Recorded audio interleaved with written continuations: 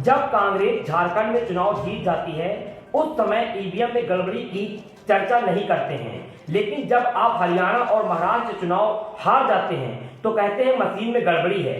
इस संबंध में आपकी क्या प्रक्रिया है? देखिए, आप जो कह रहे हैं इसमें सच्चाई यही है कि जो वोट डाक द्वारा भेजा जाता है, जो कैंडिडेट बाहर रह रहे हैं क्षेत्र से, जब वो वोट डालते हैं, बाई पोस्ट वोट आता है, जब उसकी गिनती होती है तो उस गिनती में इंडिया गठबंधन आगे रहता है। जब भी चुनाव हुआ, चाहे हरियाणा में चाहे महाराष्ट्र में। लेकिन जब ईवीएम मशीन से गिनती हो रही है तो उस समय जो है हमारी पार्टी इतनी बुरी तरह कैसे हार रही है, इंडिया गठबंधन कैसे हार रहा है, ये सोचने का विषय है। अब महाराष्ट्र की आप बात कर रहे हैं, महाराष्ट्र में शरद पवार के सामने अजीत पवार की क्या औकात है, क्या हैसियत है। अजीत पवार आज भी जो है भारी भरकम नेता है महाराष्ट्र में, उनके सामने अजीत पवार कुछ भी नहीं है। लेकिन शरद पवार जी के सीटें बिल्कुल गायब कर दी हैं और अजीत पवार जी एकदम आगे बढ़ा दिया है उनको।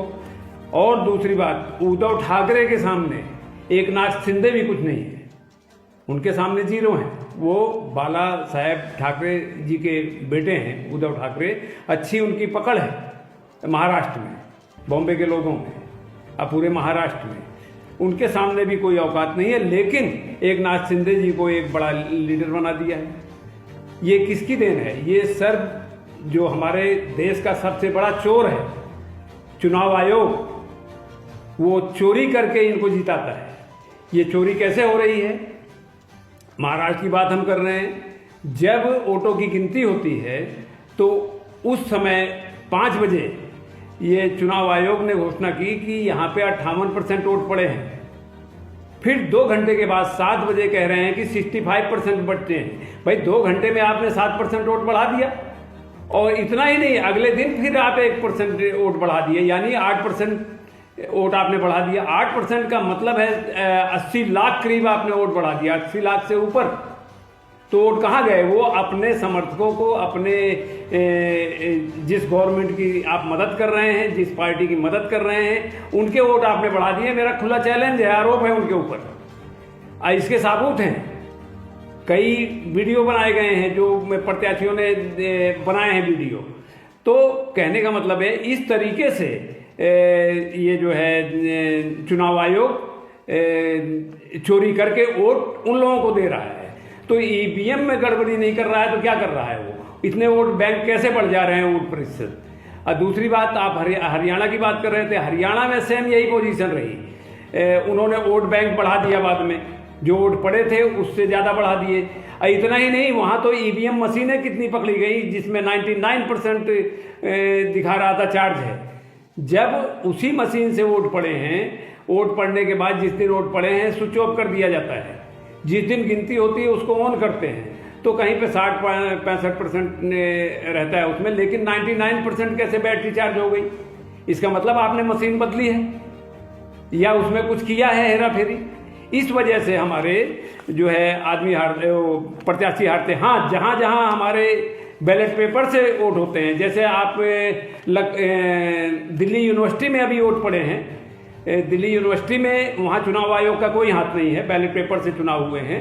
वहाँ पर जो है हमारा कांग्रेस का एनएसयूआई का जो अध्यक्ष होता है दिल्ली यूनिवर्सिटी का, एनएसयूआई का अध्यक्ष जीता है हमारे कांग्रेस पार्टी का। वहाँ पे हमारे प्रत्याशी जीते हैं। क्यों? क्योंकि वहाँ पर चुनाव आयोग का वर्चस्व नहीं था। चुनाव आयोग जहाँ जहाँ पर है वहाँ वहाँ जो है ये इनको जिताने का प्रयास कर रहा है जिनकी सरकारें हैं। और इतना ही नहीं, ये हमने इनको जो है भारतीय जनता पार्टी को कम से कम 6 राज्यों में, भारत के 6 राज्यों में हमने इनका खाता तक नहीं खुलने दिया है। इस बात को कोई नहीं पूछ रहा है, ना कोई कह रहा है। कर्नाटक के अंदर 3 सीट पर चुनाव हुआ, 3 सीट हम लेके आए। केरल में 2 सीट हम लेके आए, इंडिया गठबंधन। मेघालय में 1 सीट पे हुआ, वो भी हम लेके आए।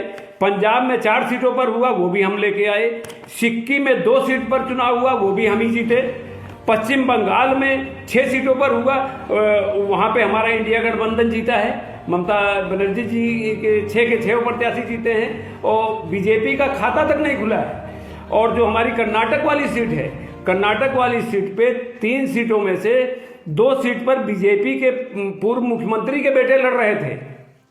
2 मुख्यमंत्रियों के बेटे लड़ रहे थे, 2 के दोनों हार गए और हमारी जो है कांग्रेस की सीटें आ गई वहाँ 3 की तीनों। इतना ही नहीं, हमारी आदरणीय प्रियंका जी वायनाड से जीती हैं। साथ में महाराष्ट्र में जो लोकसभा का चुनाव हुआ था नांदेड़ सीट पर, वहां पर भी कांग्रेस ही जीत कर आई है, इनकी सीट नहीं आई है। और ये हमें कह रहे हैं कि हम झूठ बोल रहे हैं। भाई चुनाव आयोग कितनी चोरी करेगा, कितना ये जनता को गुमराह करेगा। इसलिए हमारे आदरणीय माननीय राष्ट्रीय अध्यक्ष मल्लिकार्जुन खड़गे साहब ने घोषणा की है कि अब हम ईवीएम हटाओ और देश बचाओ के ऊपर जो है फिर से हम, जैसे राहुल जी ने यात्रा निकाली थी उसी तरीके से अब देश बचाने के लिए ईवीएम हटाने की मांग की जाएगी। इसकी भी योजना बनाई जा रही है। आज हमारे CWC की मीटिंग हो रही है दिल्ली में। अब देखिए उसमें हमारे नेता लोग जो निर्णय लेंगे वो आगे कांग्रेस पार्टी के कार्यकर्ता उसके लिए एकजुट होकर कार्य करेंगे।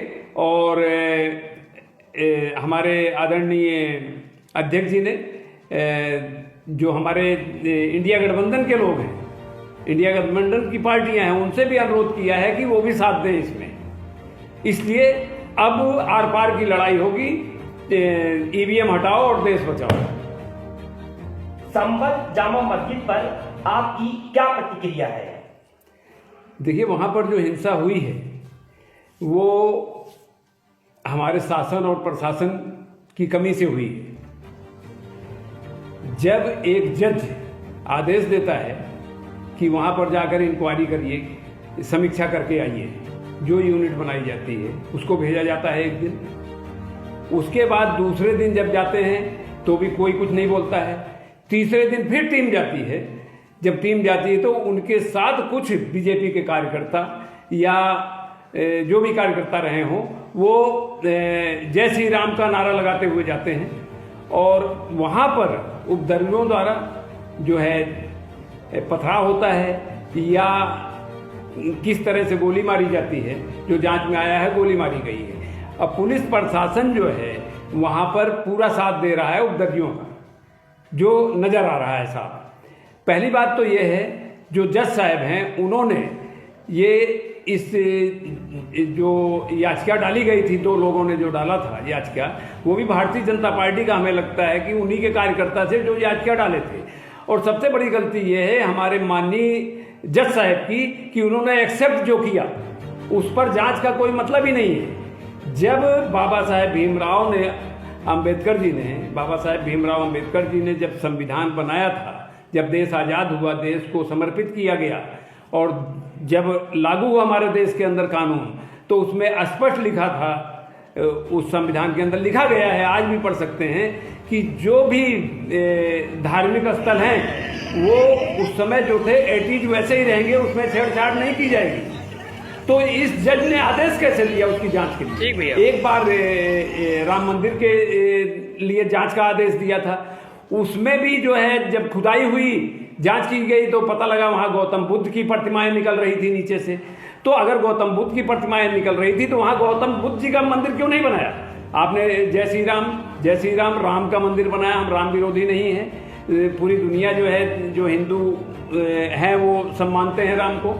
मैं इस बात की नहीं चर्चा कर रहा हूं, मैं ये कह रहा हूं जब वहां पे अवशेष जो मिले हैं खुदाई के अंदर, तो उस समय जो है वहां पर गौतम बुद्ध जी की सारी प्रतिमाएं निकली हैं। तो वहां पे गौतम बुद्ध जी का क्यों नहीं बनवाया गया मंदिर?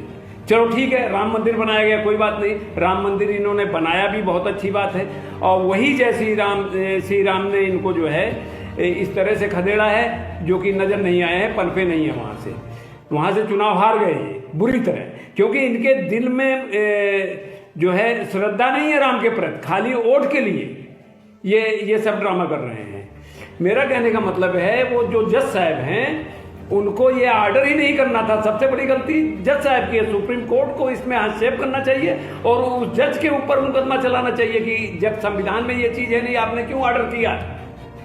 तो इसलिए मैं कहना चाह रहा हूं कि, और रही मान ली यहाँ जो हिंसा हुई है, हिंसा में माननीय योगी जी का पूरा हाथ है, हमारे मुख्यमंत्री का हाथ है, क्योंकि हिंदू मुस्लिम ये तभी करते हैं जब चुनाव आता है। इन्होंने इसी तरह जो है बहराइच में कराया पार्लियामेंट के चुनाव में, और अब इस चुनाव में कराया है इन्होंने।